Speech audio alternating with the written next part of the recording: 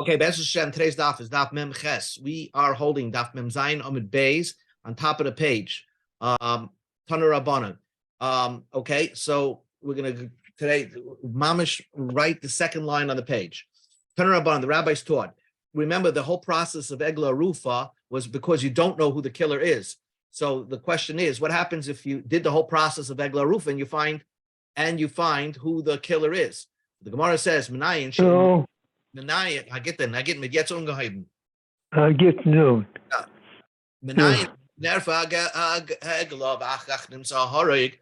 What happens? You know that they did the Ergola Rufa, and then you find out who the killer is. He doesn't get exonerated because you did the Egla Rufa. You have to kill a killer, and the Egla Rufa was just to protect you until you find the killer. But once you find the killer, that you got to give him his you have to do justice with the killer. Now the Mishnah said, and three cases. First case was if there was one witness that said, I know who the killer is. One witness said, I know who the killer is. So then you wouldn't bring the Egla Rufa. The problem is the Mishnah brings a case where one aide says, I know who the killer is. The other aide says, you don't know who the killer is. So it's 1 versus 1. So the Mishnah says,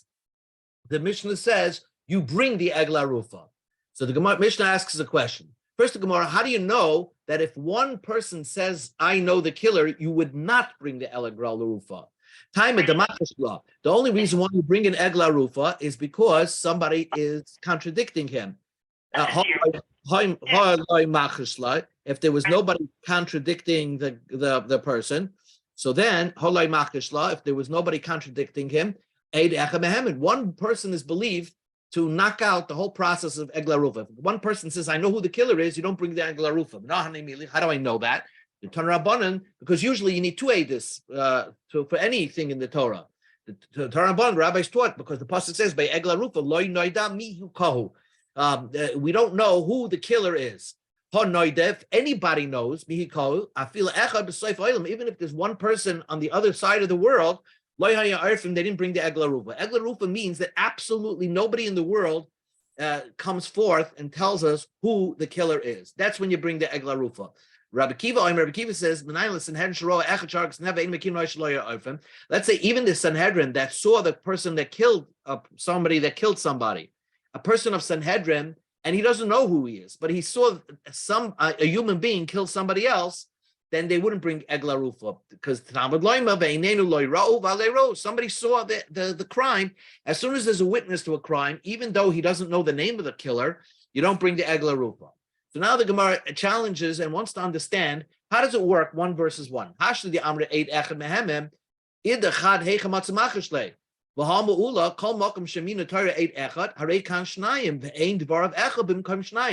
Gemara's question is an obvious one. Once one person comes to the Bezdin and says, I know who the killer is. So then when Ula said, when a person is believed, when the Torah says 1 aid is believed, he has the power of 2. So why would somebody who comes and says, oh, you don't know who the killer is, why do we believe that one person? It's that one person, the first person has a din like 2. He has the power of 2. And the one that comes after is just the power of 1. And 1 versus 2 has no validity to it. So Amalach Ula would say, Tnu, you have to read our Mishnah. That's how you have to read our Mishnah according to Ula. That when there's 1 versus 1, so then you ignore the second one. And the first one has power like 2 Adim. And therefore, if he says, the first one says, I know who the killer is, then we would not bring the Egla Rufa. Loy hoya arfin. That's what the Mishnah should read. Rab Chia says, Tani hoya arfin. You have to say our Mishnah says, like it says in the Mishnah, they would bring the Egla Rufa. So the question is, Rab Chia kasha de'ula. According to Rab Chia, why would they bring the Egla Rufa? Why don't we say the first one has the most power over here? Like kasha, because it's not difficult. Our Mishnah is kan b'vachzachas, kan b'zechazeh. Ula is talking about when they come one after another. So the first one that came to Bezdin, he has the power of 2. So the one that coming after it cannot challenge him. However, our Mishnah is talking about the 2 witnesses, the 2 single witnesses came at the same time. And one said, I know who the killer is. The other says, you don't know who the killer is. So you can't give power because they both came at the same time. So therefore, it's still a doubt. And therefore, the Mishnah says you would bring the Egla Rufa.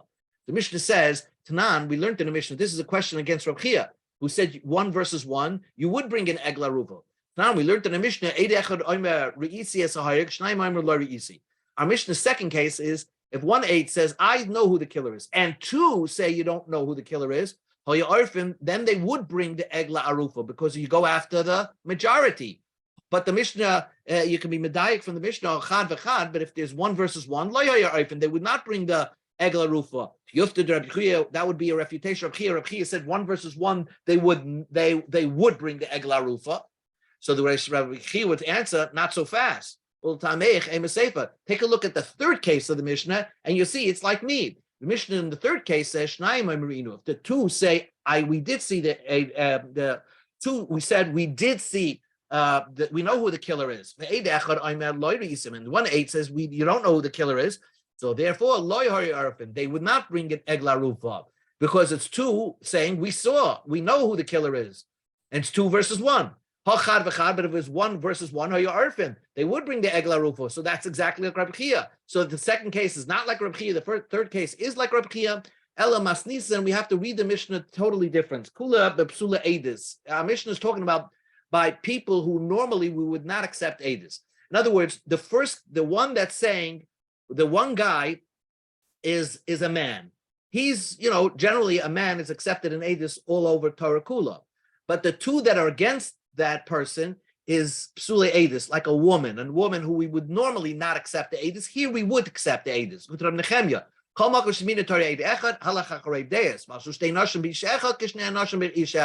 When it's 2 women versus 1 man, it's like 2 men versus one man. So therefore, our Mishnah's second case was 1 man said, I know who the killer is, but 2 women say you don't know who the killer is. The Mishnah teaches us that you go after the 2 women and you would bring an Egla Rufa. So that's how you learn the second case of the Mishnah. And the same thing in the third case of the Mishnah. 2 women say, we know who the killer is, but 1 man says you don't know who the killer is. So you go after the majority, even though they're women, and they would not bring an Egla Rufa. The Ika the Amrei, others say that really women versus men have the power, even if it's 1 man. So, but here, it's women versus women. That's how the other version of Rav Nachman said. Rav Nechemia said, if there's 1 man who says something, even if 100 women disagree with him, we give the power to the man. We believe the man. Our mission is talking about a little different. You have to say that a woman came first. So it's you go after the majority because it's woman versus woman. When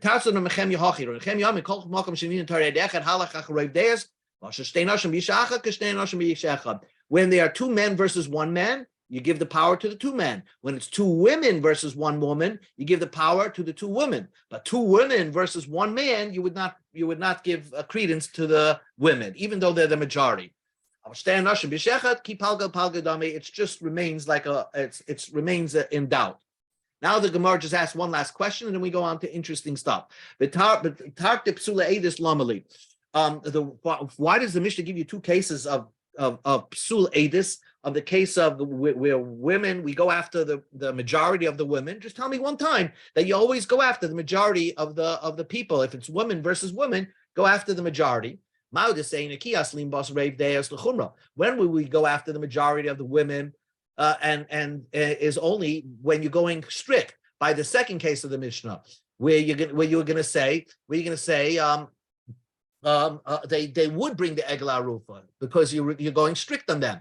Avalakula, to say that you go after the majority of women and not bring in Egla Rufa, I might think you don't. Kamash Malan. That's why the Mishnah gives you 2 cases of women saying testimony versus each other and contradicting each other.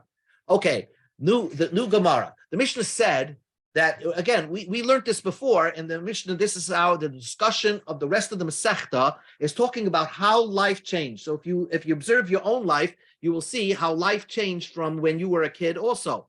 So the Mishnah, the Gemara is saying similar things, that happened over the lifespan. When there was a lot of killers during the Second Temple, people were getting killed left and right. They stopped bringing Egla Rufa because it only becomes because you don't know who the killer is. And when people started killing people in public, they stopped the Egla Rufa.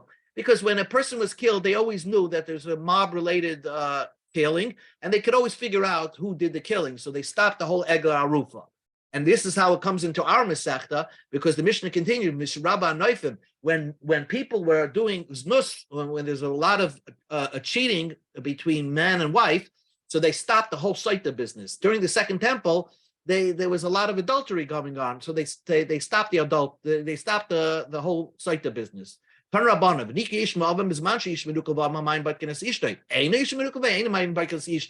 means that the Sotah waters will not work. Let's say the man had an affair, so he had an affair with a strange woman, even an unmarried woman. So then he cannot. The Sotah waters will not check his wife, and the pasuk says so. If the man is clean from sin, only then will the Sotah waters work. So they always saw that the Sotah waters are not working. They were already, the people who were administrating the Sotah were already seeing that the man also is not so innocent. So they stopped the whole Sotah. There was no Sotah waters drunk, probably towards the end of the second base of Migdal. But there's another pasuk says, "Loi efkait," the Sotah waters will not work. Al b'nei sechem ki zezneno, because your daughters are doing znus. Why do we bring another pasuk? The Sotah waters will not work of in the day end. Only if he did a sin. The banav the nice loy, but maybe if his own kids did it in Aveira, if his own kids are fooling around, that will not affect the Sotah waters. Tashma, the Sotah waters will not work if the family is not keeping kedusha. Loy efkod al b'nei sechem. He says, it's not going to work because your daughters are doing znus, your daughter-in-laws are being adulterers. So why do we blame the husband? If he's an innocent guy, if he's innocent, why shouldn't the Sotah work? Because he should rebuke his children. He knows what his children are up to. Maybe if the husband had an affair with an Eishis, yes, but if he had an affair with an unmarried woman, would the Sotah waters work? So they're acting with zaynos, they're acting like animals, and so it's talking about with unmarried women over there. And therefore, the Sotah water is not going to work if the husband had an affair with an unmarried woman. That the people are going to be distraught and not understand. Amar Rab Lazar said, the prophet said to the Jewish people, if you're careful for yourself, the waters will check your wives. Then the waters will not check your wives. So therefore, what he's saying is Shalom Bayis will be ruined if a man is not B'Kedusha. And therefore, if you're careful for yourself, then the Sotah waters can work. But the Navi says if not, then the waters will not work. And they stopped this whole Sotah in the second base of Migdash. Now the Gemara tells us, Mishrabi Abali Hano, when people were proliferating in just having a hedonistic lifestyle. So in this Asa Adinim, people didn't know halacha. It got corrupted because people weren't studying deeply. Niskalka Maisim, and people were corrupted in their actions because they didn't do la halacha. God was not happy with the world because people were more involved in spending money and overdoing it, and they're not paying attention to the halacha. Mishrabi Roy Ponabadim, Bata Loisaguru, Pasak Loisakiro. And people, when the judges are starting to show favoritism, people they stopped being the kind of pasuk that says that a judge is not supposed to show any favoritism to the litigants. People started throwing off the yoke of heaven, and they put upon themselves the yoke of a human, because people stopped going to Jewish courts if they're so corrupted. That causes the Yidden to go to Goyish court. Rabbi Charain Ap Yisrael, when the lawyers would have private conversations with the judges, that brought a lot of anger to the Jewish people, because the judge was convinced and went along with what the person said. The Shechina was lost. God will judge when you're judge. God is around when you're judging truthfully, but when you're playing around and you're courting the lawyers, then God is not there. When people were going after their own desires. Again, another indication of a pasuk that talks about you're going after your hedonistic lifestyle. Okay, so then Rabu then increased. People were confused. People were saying about bad people they're good, and about good people they're bad. Again, when you think better basically on an empty stomach. And therefore, when people are saying about bad people they're good and good people they're bad, oh boy, there's a bad woe is to the world. Now the Mishnah says when it increased people, I would think this means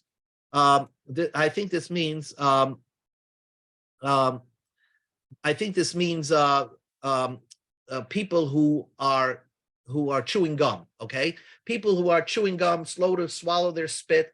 It's a sign of arrogance. So when there was the Bachrim were arrogant, Rabbi Yehurim. So there was a lot of arrogant people around when they started, e-cigs. Okay, and there was a lot of arrogant boys. But Ismat al Talmidim, and therefore there was less people really learning. The Torah was looking for somebody who would learn it, who would want to learn it. And the Gemara says a strange thing. When there was a lot of boys who were arrogant, then there was a lot of shidduchim made to these Bali Gaiva. She'ein dairenu royal upon him, because this generation is only for show. So what do you mean? If you have arrogant boys around, why are they getting married? A person who is narcissistic and arrogant, his family and his wife certainly can't accept it. That means an arrogant person cannot even stay in his own house. So how could you tell me that these guys who started, they started, delaying, swallowing their spit, chewing gum, e-cigs, you can imagine, and they got married? So the Gemara says, in the region, the girls went after these boys. The Saif Mitzal, but the end, they walked away when they see that these boys are just for show and they're arrogant on the inside. Mishurabu, when it proliferated, Mitile Malay Alibali Batim, Rabba Shoich Batois Mishra Foska Taiva. When the judges would invest with the common folk, with the people, with Bali Batim, then the judges could not be good, fair judges. There was a lot of bribery and corruption of judgment. When the judge was saying thank you and recognizing favors that were done to them, nobody wanted to go to a judge anymore. Everybody did what he wanted to do. The low people were raised high, and the high people were raised low. First, the classy people were lowered, and the lower class people were hired. And the Jewish kingdom became slowly obliterated. Mishurabu, now the Mishnah says, the Gemara says, Mishurabu tsori ayin v'tarfei terev. When there were a lot of misers and people who can't stand when other people earn money, the tarfei terev, and people who are greedy and stealing. Rabu ma'amtzei alei v'koftzei yadayim lahavu. People were hardened in their hearts and they refused to lend. And that, if there's no lending amongst Jews, then there's a breakdown in the economy. The people started the Torah warns a person not to harden his heart and not to lend to a fellow Jew who needs money. When the girls were flirting, they keeping their necks straight out and they're winking with their eyes. Rabu Mayim Amarim, that then there was a lot of people who needed to drink the sota waters, Elishapasku, but there was no sota waters to drink because, like I said, it stopped. They stopped the process. Misharabu Makabli Metonis, when people started accepting gifts, and it was expected that you give a gift to people, the Smata Yomim, the Skacha Shonim, people lived less. In other words, it shortened the lifespans of people. The Ksiv, the Pasuk says, whoever hates gifts will live long. So sometimes it's better not to accept gifts. Misharabu Zuchuchei Leid, with those who had both hearts proliferated. So then people, Rabbu Machlokes Yisrael, there was a lot of disputes amongst Yisrael because people said, who's he to tell me what to do? When there was a lot of students in the Shiva of Shammai and Hillel, but they didn't stay there too long, and they didn't learn 100% correctly and clearly Rabbu Machlokes Yisrael. That caused a lot of disputes amongst the Jewish people. And that's when the Torah became like two Torahs. Misharabu. Now the Gemara says a fascinating thing. I think this is very interesting. 3 lines from the bottom of Menzaima Beis. Misharabu b'kabel tzedakah min hagoyim. When there was a lot of Jews accepting charity from Goyim, they were on welfare programs. The Jews were on top and they were on bottom. And the Jews were inside and they were outside. It's a euphemism. Really, they were on top and the Jews were on bottom. And they were in the inside and the Jews are on the outside. In other words, the Gemara frowns upon the Jews accepting tzedakah from the Goyim. Jews shows that they need the Goyim. Jews have to work to try to become independent of these programs, so they show that they don't need them. Mishnah says that when Yossi ben Ye'ezer and Yossi ben Yochanan passed away, the greatest people died. They called them cluster of grapes. What does it mean they were cluster of grapes? These are people that had everything in them. They had Torah, Yerushalayim, Yochanan Kohen Gadol Hever Hadoras HaMaisa. My timer. The Rachmana Diavel Leviim, we go to the page, Vanan Kiyavin Lakahanim. The Mishnah said that Yochanan Kohen Gadol stopped the confessions of Meiser. In other words, we used to make a confession, like a statement that you every 4th and 7th year by Bir Meisers, that you gave all the trumas and meisers away, and you will kabel, and God should give you a blessing. So he stopped that. He said no one should do the Vidya Meisers, because in the time of the Second Temple, they were not giving the Meiserishan to the Levi. They were giving the Meiserishan to the Kohen, because the Levium did not join Ezra in rebuilding the second base of Mikdash. So Rashi says the Kansu Ezra. Ezra punished the Levium, and from now on you're giving the Meiserishan to the Kohen. And part of the confession is Gam Nesativ LeLevi. I gave my Meiserishan to the Levi. So you don't want to say a lie, so you don't say the confession in the Chumash. So the Gemara says, "V'loide ashar meisers." Let him say the confession, but skip that part. Amar Shlokes kol bayi shem misvada al meiserisha shomenim misvada ashar meisers. By time amar bayi hoy posav boy kosav tchila. That meiserisha you have to do the confession, because the main pasuk that starts off, he says that you gave the confession begins that you gave the truma to the Kohen and meiserisha to the Levi. And since already in the beginning you have to skip a line, so therefore he abolished the whole thing. There's no more confessions. But what you walk away from here is that generally all of Jewish people were giving off meiser. They were separating meiser, albeit they were not giving it to the Levi, but they were giving it to the Kohen. So the Gemara says that's not true. But during the Second Temple, people were giving off meiser rishon. Well, Tanya, we learned to the Brisa. Athol beatles of Ida, the Gozal Demai. If you should show the whole Gavu Yisrael, Rosh Hashem Afrish El Truma Gedol Bavad, Meiser Rishon, Meiser Shenu, Mitzosam Meiser, Mitzosam Ein Meiser. Yochanan ben Gadol made a survey, and he found out that people were giving Truma to the Kohen, and some people were giving Meiser, and some people were not. Amar Lehem Beni Boya Lechem Shem Shetrum Yesh Bay Avoin Misa Kach Trumas Meiser V'Tel Yesh Bay Misa. He started to teach the people, says, how could you not give the Meiser Rishon to the Levi? Just like you give the Truma to the Kohen because you're afraid of death, by not giving the Meiser Rishon to the Levi, you also should be afraid of death, because in the Meiser Rishon, there's another Truma in the Meiser Rishon that's supposed to be given to the Kohen. So, Omar v'hiskin lehem, halakeach peiros ma'amaros, ma'afreshem Meiser Rishon, Meiser Sheni, Meiser Rishon, ma'afreshem menim Trumas Meiser, Meiser Kohen, Meiser Sheni, Oil B'Oichem Yerushalayim, so he made a new rule. Whoever goes to the store and doesn't know the owner, and the owner is probably an Amaretz, so then when you buy it from him, all you have to do, you could assume that the owner gave off Truma Gedoyla, but since some people were not giving off Meisers, you should separate Meisers, and you don't have to give it to the Levi, because the Levi has to prove that he didn't get the Meiserishim. Or you just separate it and just give away a little piece of the Meiserishim to the Kohen. But what you do see from this whole brisa is that that during the time of the Second Temple, some people were not even giving off Meiser Rishon. So how did you say before that everybody was giving off Meiser Rishon during the second base of Mikdash? Answers the Gemara, Tarte Tikim. Yochanan made two rules. First of all, if you were a Talmud Chacham, Bittel Vidi Chaverim, he said that even if you were a Talmud Chacham and you gave off all your Maisrus and everything like that, don't make that confession, because the confession says that you gave the Maiserishan to the Levi, and you really did not give it to the Levi, you gave it to the Kohen. So he nullified that. And V'gazan made a rule, that if you buy produce from an Amaretz, you don't know the owner, you can assume probably that he did not give Maiserishan, and then you have to give off Maiserishan. So there were some people not keeping the Maiserishan rule. He stopped the wakers. What does that mean? What else did Yochanan Kohen go do? So it's fascinating. In the second temple,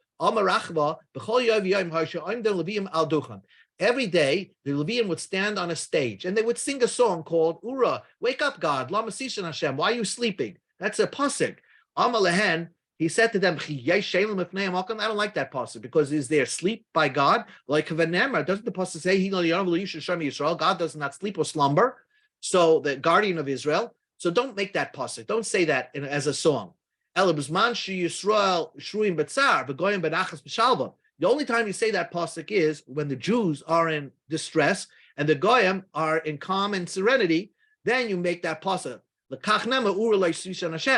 Then you say, God, wake up. But why are you sleeping and not making the Jewish people, taking the Jewish people out of distress? But during the time of the second temple, for the most part, the Jews had a temple, and therefore God was good to the Jews during that time. So therefore, he stopped, and don't say that pasuk Lo Rasul Hashem, because some people are going to say God sleeps like a so they'll take it the wrong way. So don't make that song. He stopped the people who would pierce, who would bang. My noikvim. Amar Rav Yehuda Shmuel. Rav Yehuda said in the name of Shmuel, so you misartin egel ben karna k'dei shipol dam be'edim. In order to bring a carbon, you have to take control over the animal. So they would scratch the calf by its horns and cause blood. And then when the calf sees blood, it comes down and it becomes easier to slaughter.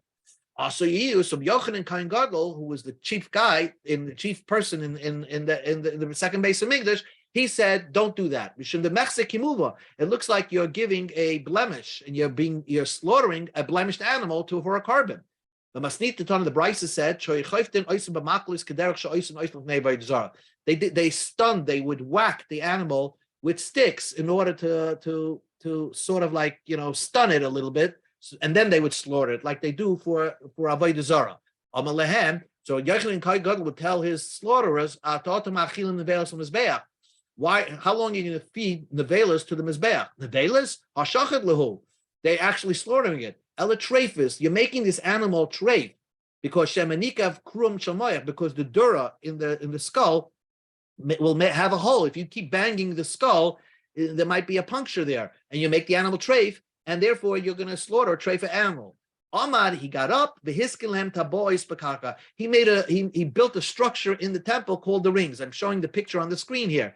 Here in the temple, right on the north side of the mizbeach, was the slaughtering area. This is the slaughtering area, and these are the rings that they would have over here. He set up rings where you put the animal and you lock the animal's head in there, and then you can easily slaughter the animal. He had people working with loud instruments, with the blacksmith working a chalamoid, albeit they were permitted, but because they were making so much noise, he said, no, I don't like that idea. Because he gave a new rule that you should give off maestros. You should separate trumas maestros when you buy produce. Okay, the Mishnah, new Mishnah.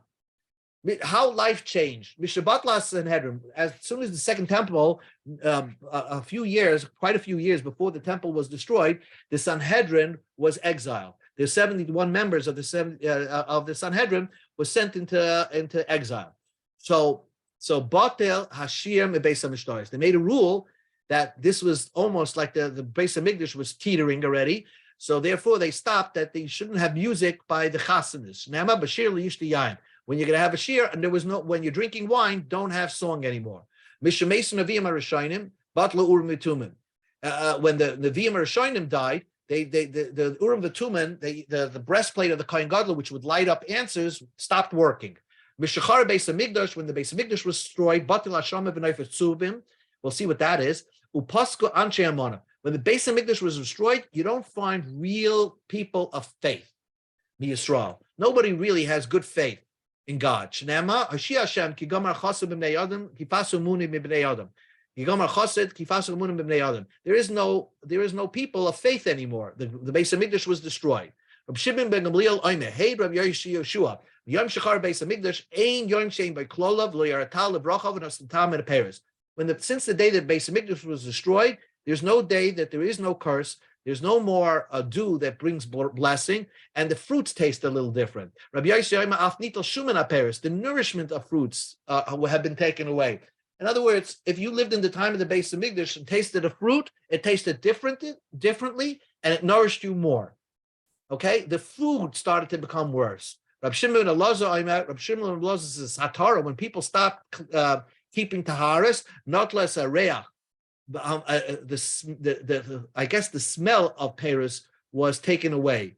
When people stopped giving maestros, not all shuman adagam, the nourishment of wheat was taken away. The Chachamim said, what caused, in other words, what the Mishnah is trying to understand is how come in earlier times the food was much of higher quality. And now it's much lower quality. It's like A&P stuff. So the Gemara wants to know what caused that. So the Mishnah just said that when the Beis Hamikdash was destroyed, but the Chachamim says not just the Beis Hamikdash.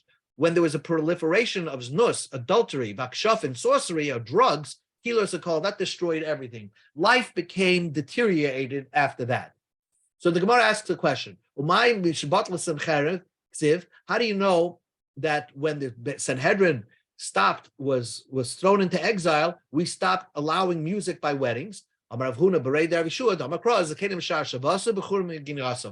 there's no more elders in the Beis Hamikdash, then the young people should stop singing. That's what the pasuk says.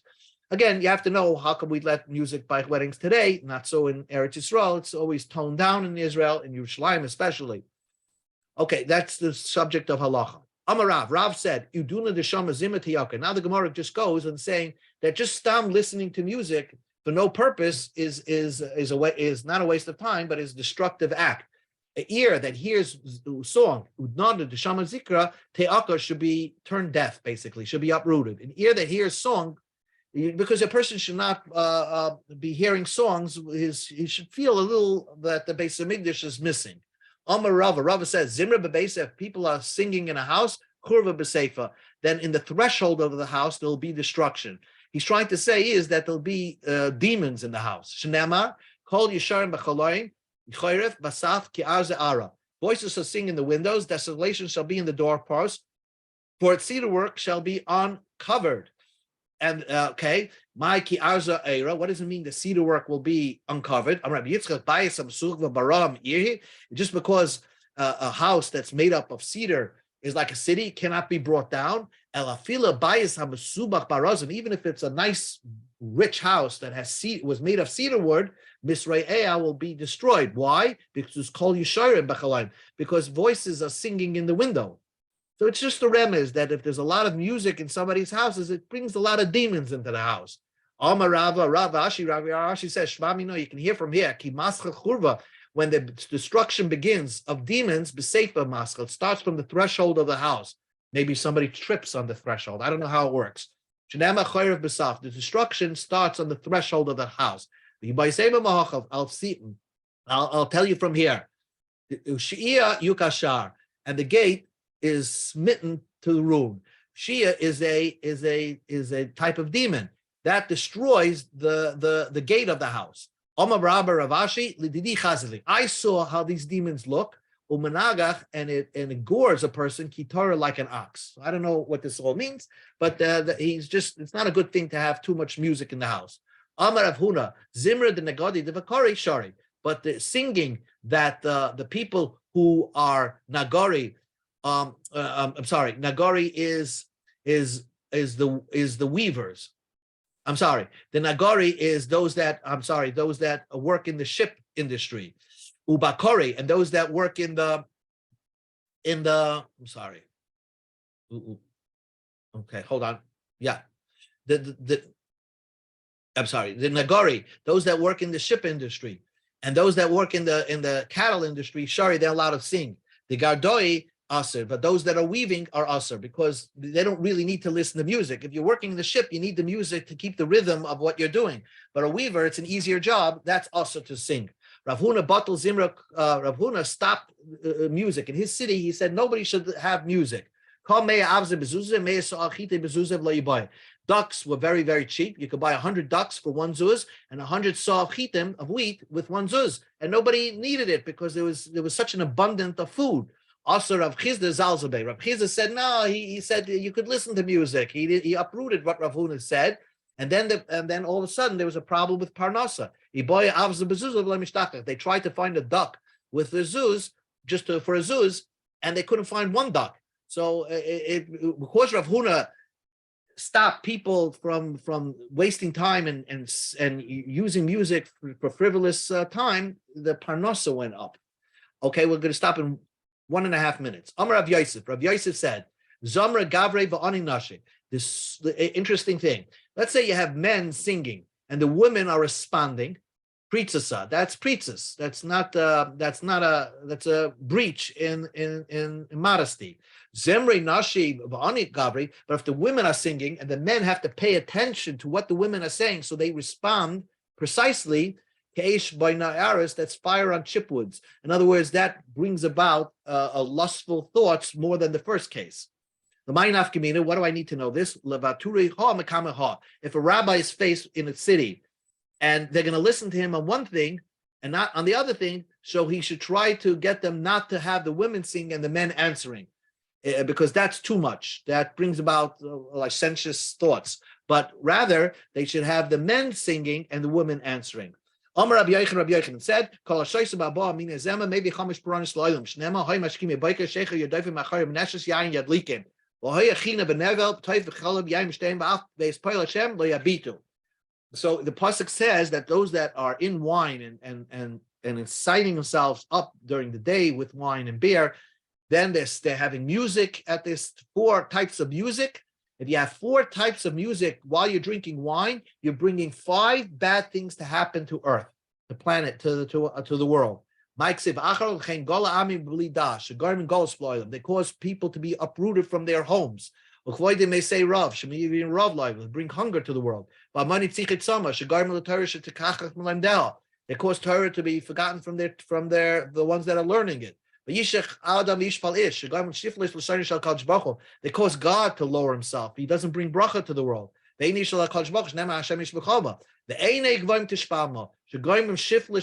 cause the Jewish people to go low. We go stop over here. The